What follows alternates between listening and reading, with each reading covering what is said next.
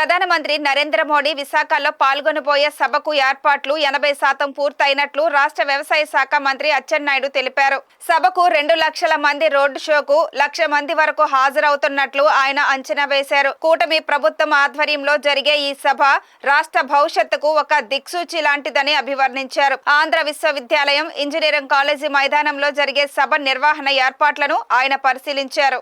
రేపు సాయంత్రం 4 గంటలకి భారత ప్రధానమంత్రి గారు విశాఖపట్నం వస్తున్నారు. ఇది ఒక చారిత్రాత్మకమైనటువంటి ఘట్టం.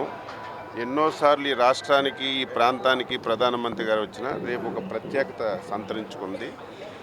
దానికి కారణం మొన్న జరిగినటువంటి ఎన్నికల్లో అత్యంత విశ్వాసంతో ఎన్డీఏ పార్టీకి హ్యూజ్ మెజారిటీ ఇచ్చారు.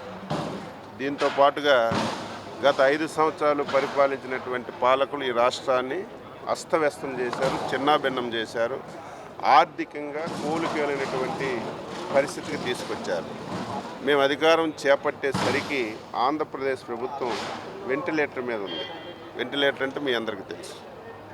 ఈరోజు భారత ప్రధానమంత్రి గారు ఎన్డీఏ ప్రభుత్వం సహాయ సహకారాలు అందించడం వల్ల, అందులో సమర్థవంతమైనటువంటి చంద్రబాబు నాయకత్వంలో పాలన సాగటం వల్ల వెంటిలేటర్ నుంచి ఆక్సిజన్ పీల్చుకునే స్థాయికి వచ్చాం.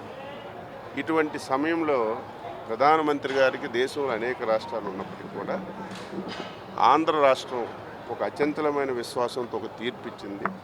తీర్పును గౌరవించాలనే ఉద్దేశంతో ప్రత్యేకమైనటువంటి నిధులు, ప్రాజెక్టులు ఈ ప్రాంతానికి కేటాయించారు.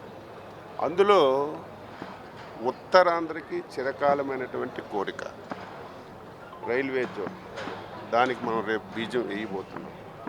ఈరోజు విద్యుత్తు విపరీతంగా రేట్లు పెరిగిపోయి ప్రజలు చాలా ఇబ్బందులు పడుతున్నారు. గత 5 సంవత్సరాలు ఆ వ్యవస్థని పూర్తిగా నాశనం చేశారు. ఈరోజు హైడ్రో ఎనర్జీ వచ్చింది. అది కేంద్ర రాష్ట్ర ప్రభుత్వాలు కలిసి 60,000 కోట్ల రూపాయలతో ఎన్టీపీసీ ఒక ప్రాజెక్టు రేపు శంకుస్థాపన చేస్తారు.